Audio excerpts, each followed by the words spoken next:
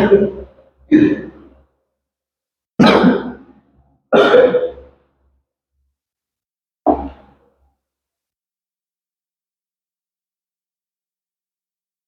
لله الحمد لله رب العالمين نحمده ونستعينه ونستغفره ونعوذ بالله من شرور أنفسنا ومن سيئات أعمالنا من يهده الله فلا مضل له ومن يضلل فلا هادي له أشهد أن لا إله إلا الله وحده لا شريك له وأشهد أن محمدا عبده ورسوله أرسله الله بالهدى ودين الحق ليظهره على الدين كله ولو كره الكافرون فصلوات الله وسلامه عليه وعلى آله وصحبه وسلم تسليما كثيرا. أما بعد.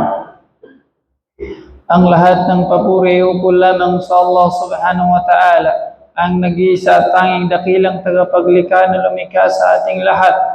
Tunay na siya lamang ang karapat-dapat pag-ukulan ng lahat ng uri ng pagsamba. At gayon din saksiyan natin na si Propeta Muhammad ay siyang huling sugo ng Allah sa sangkatauhan at ipinirating niya sa atin ang lahat ng katuruan na dapat maiparating sa atin at ikabubuti natin sa mundong ito hanggang sa kabilang buhay. Mapasa kanyang pagpapala ng Allah, kapayapaan, kalakip na ang kanyang mga dalisay na pamilya, butihing mga sahabat, sino man na sumunod sa kanila hanggang sa uling araw.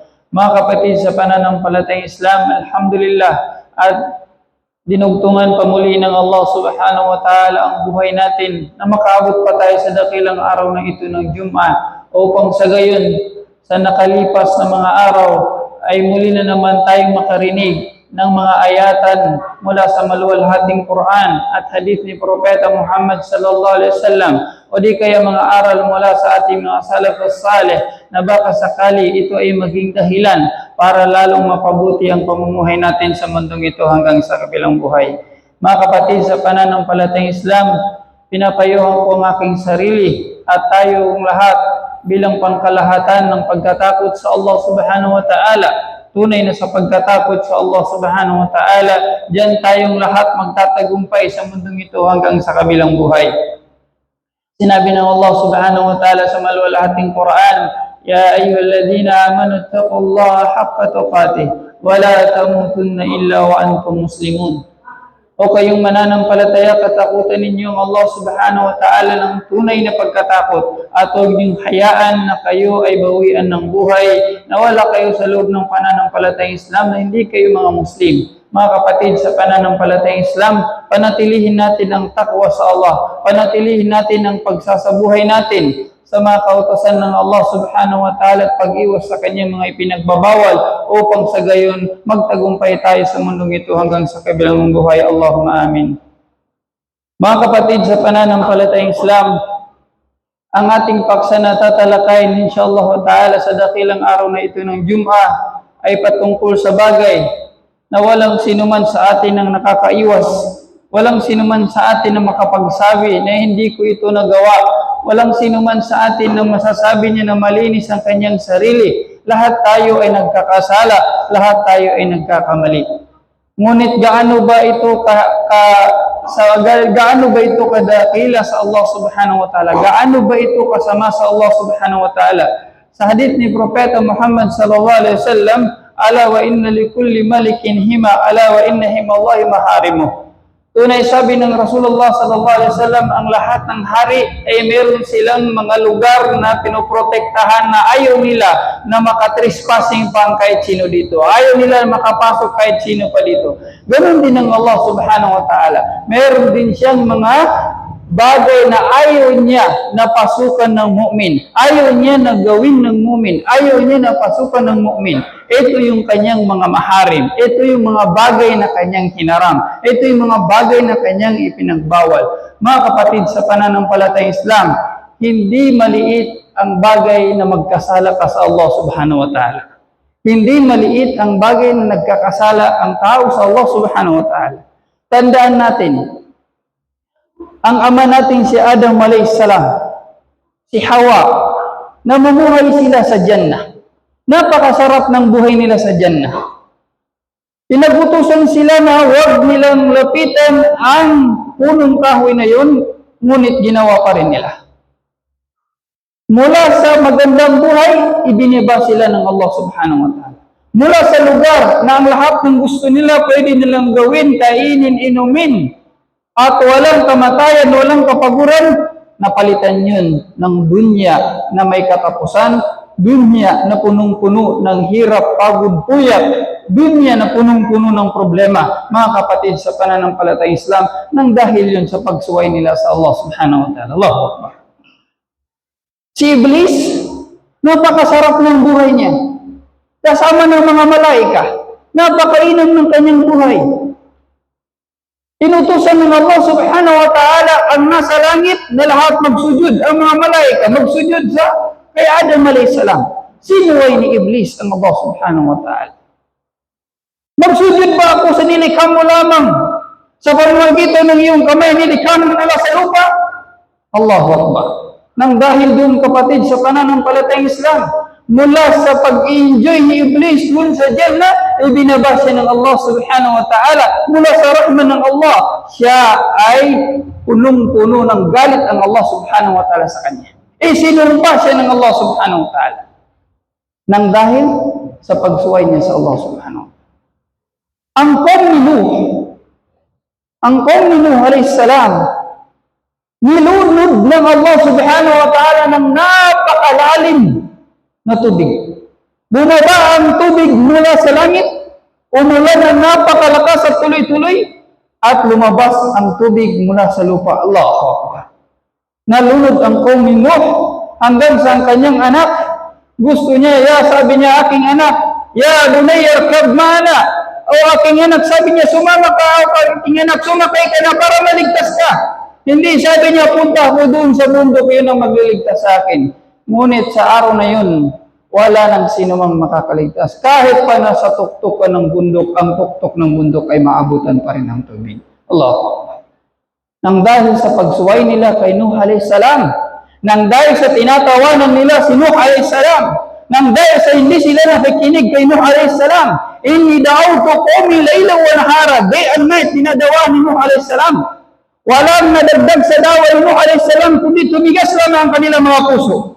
Sa tuwing makita ni sila si Nuh alayhis salam, ayaw nilang makinig. Tinatakpan nila ang kanilang mga tainga sa pamamagitan ng kanilang mga daliri, tinatakpan nila ang kanilang mukha sa pamamagitan ng kanilang mga damit. Ayaw nilang makita si Nuh alayhis salam, ayaw nilang marinig si Nuh alayhis salam. Na kung kaya silang lahat, illam marrahima Rabbi, silang lahat ay nilunod ng Allah subhanahu. Ang mga kaum ni Ad, ang kaum na nauna pa sa atin, mga taong pinarusahan ng Allah, ng kagimbal-gimbal na parusa, napakalakas na tunog, ang ilan napakalakas na hangin, na para silang mga nalanta na mga sanga ng punong kahoy, subhanallah, dinaanan ng napakalakas na hangin, subhanallah. Ang ilan sa kanila, itinaas pa ng Allah ang kaum ni Lut, tinaas ng Allah sa langit at ibinagsak sa lupa ng pagkalakas-lakas. Allahu. Ang dahil sa sila yaong mga taong sumusuway sa Allah subhanahu wa ta'ala. Na kung kaya mga kapatid sa pananampalatayang Islam, hindi maliit na ang tao nagkakasala sa Allah subhanahu wa ta'ala. Ang tingin natin sa kasalanan ay maliit na bagay lamang, parang langaw lang na dumadapo sa ating ilong na tinatapik lang natin. Subhanallah. Ngunit sa isang mu'min, ang tunay na mu'min, ang tunay na mananampalataya, ang kasalanan sa kanya ay napakabigat. Sapagkat alam niya na ang kanyang ginagawa ng kasalanan ay Rabbul Alamin, na nakikita, naririnig siya, at kayang gawin ng Allah kung ano man ang nais niyang gawin sa kanyang alipin na sumusuway sa kanya. Na kung kaya ang mu'min, ang tingin niya sa kanyang kasalanan, para siyang nadnod sa ilalim ng bundok na malapit ng babagsak sa kanya. Subhanallah. Babagsak sa kanyang napakabigat na bundok. Nang dahil sa takot niya na makagawa siya ng kasalanan sa Allah subhanahu wa ta'ala. Ano nga ba ang resulta kanang makasala ang tao?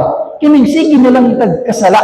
Di ta muatiman sa atong bakba, di ta muatiman sa atong kasing-kasing, di ta muatiman sa atong ginapangbuhat. Wala tayong pakialam sa salita natin, sa gawa natin.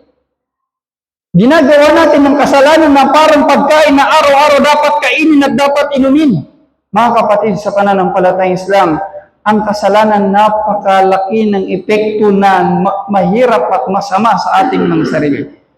Isa sa mga epekto nito, mga kapatid, sa pananampalatayang Islam, ayon sa ating mga scholar, sa mga maalam, number 1 na epekto nito, hirmanul ilm. Ibig sabihin, pagkakaitan ng kaalaman ang tao na lagi nang gumagawa ng kasalanan. Di na gyud kasabot. Di gyud makasabot. Hindi makaunawa, hindi makaintindi, hindi bibigyan ng Allah ng pangunawa ang taong lagi na lang minamaliit ang kasalanan. Lagi na lang gumagawa ng kasalanan. Kana nga tao, dili ra siya tanaon, pero patay na sa pananaw sa Allah subhanahu wa ta'ala. Manuman, kay ginabaliwala niya ang pagkasala sa Allah subhanahu wa ta'ala. Sabi ni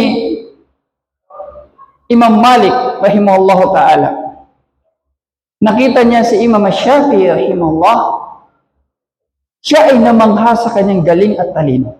Napakataas ng kanyang memorya, napakagaling na bata na mag-aaral. At napakalawak ng kanyang pangunawa. Sabi ni Imam Malik sa kanya, inni arallaha qad alqa ala qalbika nuran fala tutfi'hu bi dhulmatil ma'siyah. Tunay, sabi ni Imam Malik, nakikita ko sa iyo, Imam Shafi'i, nakikita ko sa iyo na binigyan ka ng Allah ng nur, ng tanglaw, ng liwanag, na kung kaya wag mong patayin yan sa dilim ng kasalanan. Ang kasalanan ay kadiliman. Ang kaalaman ay liwanag. At ang liwanag ng Allah hindi binibigay sa makasalanan. Kaya sabi ni Imam Shafi'i sa kanyang guro, kanyang sinabi, syakawtu ila waqi'in su'a hifdhi fa'arshadani ila tarkil ma'asi wa qala i'lam bi anna al-ilma fadlun wa fadlullahi la yu'tahu al-asi. Ibig sabihin, kapatid, sa pananampalatayang Islam, sabi ni Imam Shafi'i, nagreklamo ako sa aking guro kasi medyo mahirap na ang aking memorya. Nahirapan na akong magsaulo, nahirapan na akong makaintindi. Ang sagot ni Imam Waqi', ang kanyang guro, sabi niya, iwasan mo ang magkasala ka.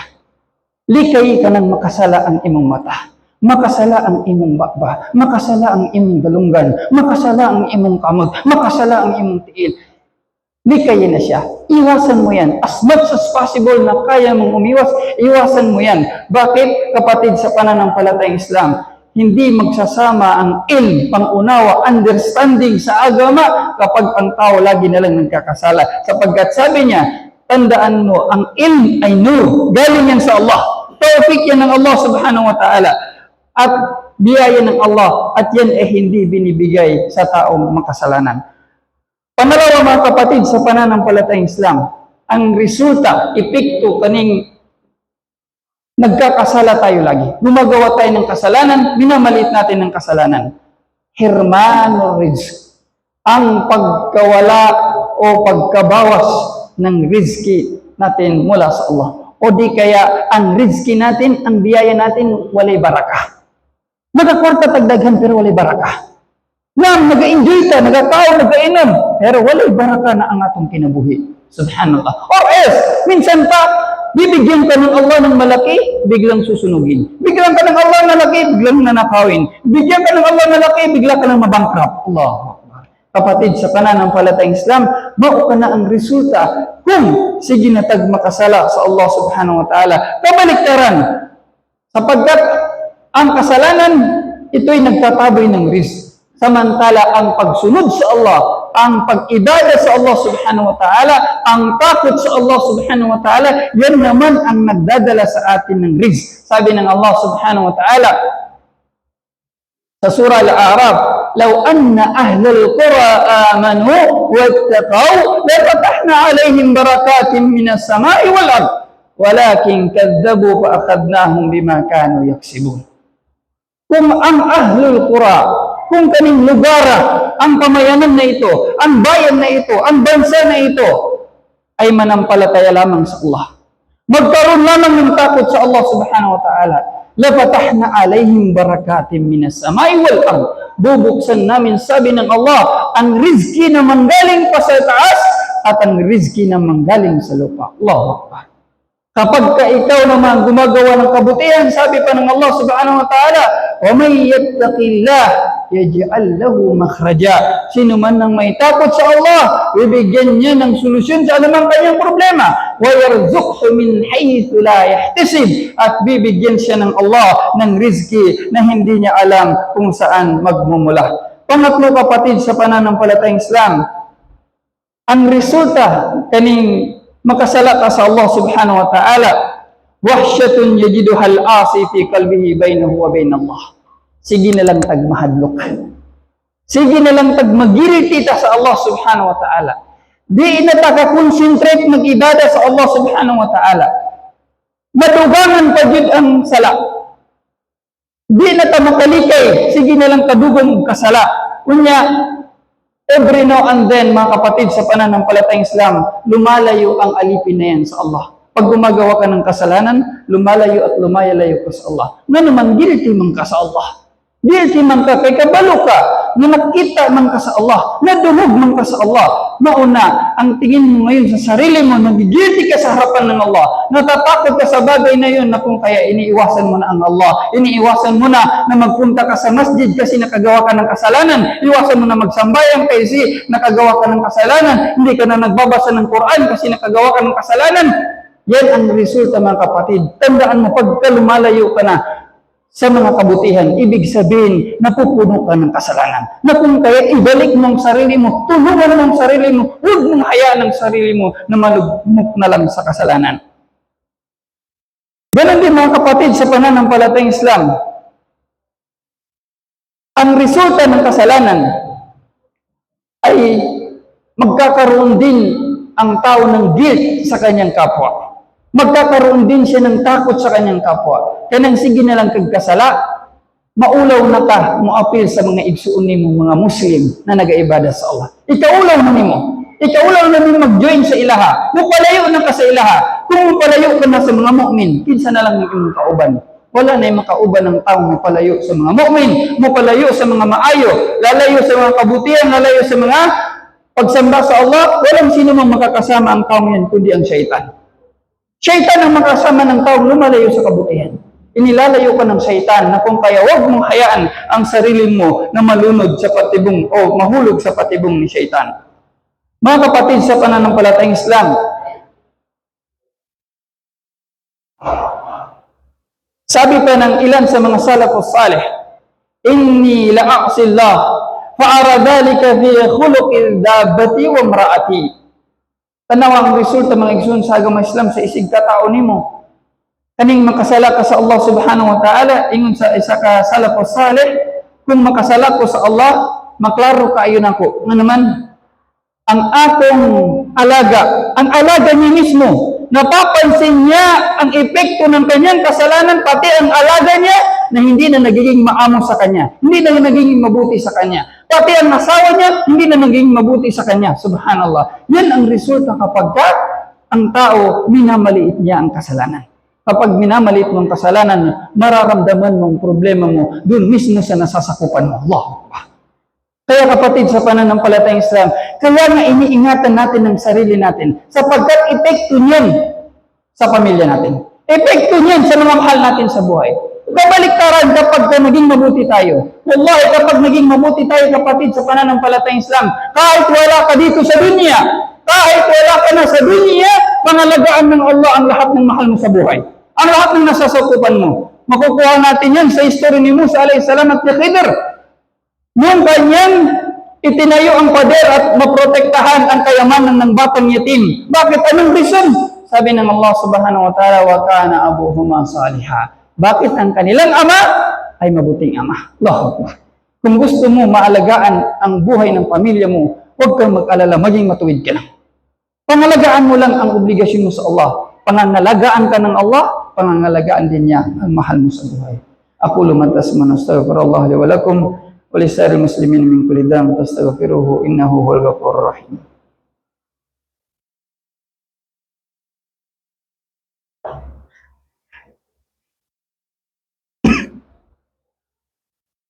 Alhamdulillah ala ihsanih والشكر له على توفيقه وامتنانه، وأشهد أن لا إله إلا الله تعظيما لشأنه، وأشهد أن محمدا عبده ورسوله الداعي إلى رضوانه، صلوات الله وسلامه عليه وعلى آله وصحبه وسلم تسليما كثيرا. أما بعد. Mga kapatid sa pananampalatayang Islam, ilan sa mga epekto ng kapag tayo ay gumagawa ng kasalanan, nagiging mahirap sa atin ang buhay natin. Magkalisod-lisod ang atong kinabuhi. Kanang mulayo na ta sa ayatan sa Allah, di na ta tigbasag Quran, di na ta naning kamot makasabot sa Quran, di na ta mulapit sa balay sa Allah, di na ta mag-join og sambayang, di na ta magbuhat og mga kaayuhan. Sabi ng Allah subhanahu wa ta'ala, man a'rada an dhikri fa inna lahu ma'isyatan dhanka wa nahshuruhu yawmal qiyamati a'ma. Ila akhiril ayat. Ibig sabihin, kapatid sa pananampalatayang Islam, sino man sabi ng Allah ang lumayo sa aking dhikr o sa pag-alala sa akin, lumayo sa Quran, lumayo sa pagsamba sa Allah subhanahu wa ta'ala, fa inna lahu ma'isyatan dhanka. Magka-problema ang taong yun sa buhay niya. Magiging masalimuot, magiging mahirap, magkalisod-lisod ang kinabuhi ng tawana. Subhanallah.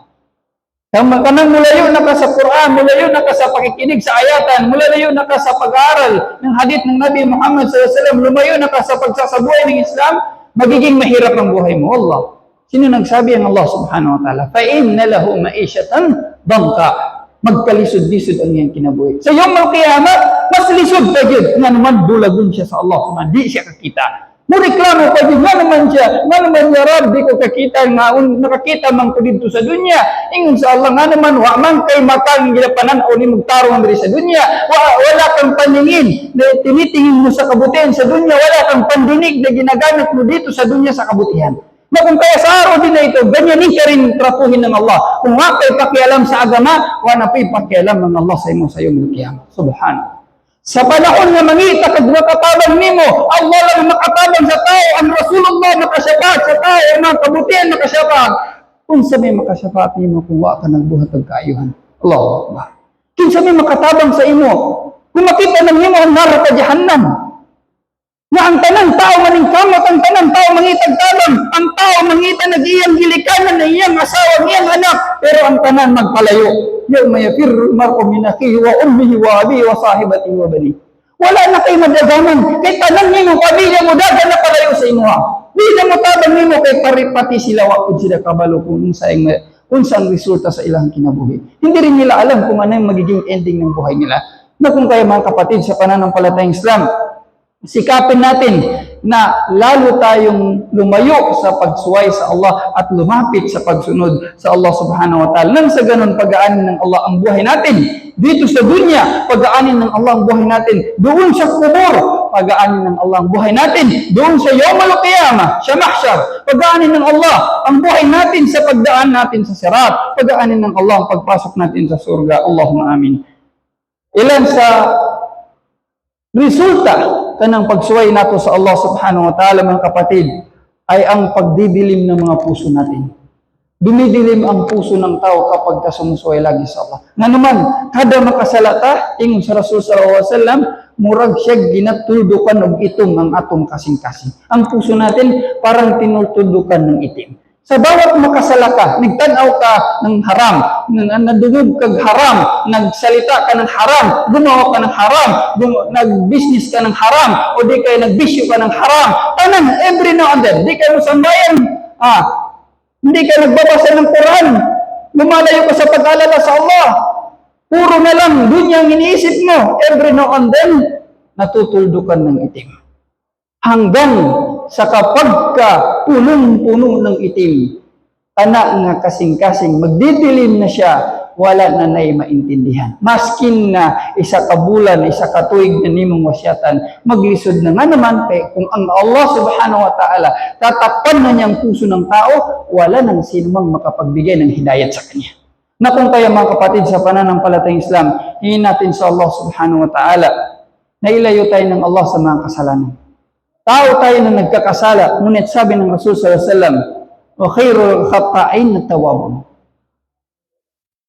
Ang pinakamainam na nagkakamali, ang pinakamainam na nagkakasala ay nagbabalik loob. At tayong lahat, tinatawag ng Allah, "Watubu ilallahi jami'an la'allakum tuflihun." Lahat kayo, magbalik loob kayo sa Allah. Magtawbad kayo sa Allah subhanahu wa ta'ala. Sino? Kahit sino sa atin. Walang exemption. Walang sino man nagsasabi na sila lang magtawba, ako hindi na kailangan. Mga kapatid, mapamukmin, kafir, fasik, kahit sino, magtawba sa Allah. Magbalik sulod sa Allah subhanahu wa ta'ala ng tawbatan nasuha. Anong sinsiro nga pagtawba? Kaya kung magtawba ang tao, sinsiro nga tawba, maskin ang tibo kalibutan na puno nagsala, irisin yan ng Allah subhanahu wa ta'ala.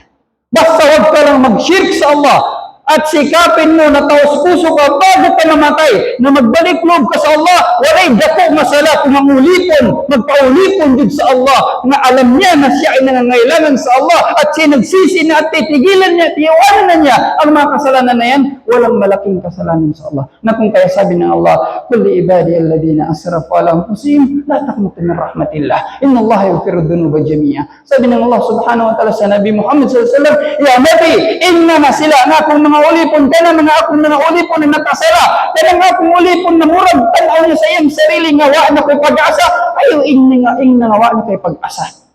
Kaya ang Allah subhanahu wa ta'ala, kung magtawba ka, magbalik loob ka sa Allah, pinapatawad ng Allah, ini-erase ng Allah ang lahat ng kasalanan. Subhanallah. Mga kapatid sa pananampalatayang Islam, "Wa inni lagaffarun," sabi ng Allah, tunay na ako ay lubos na mapagpatawad.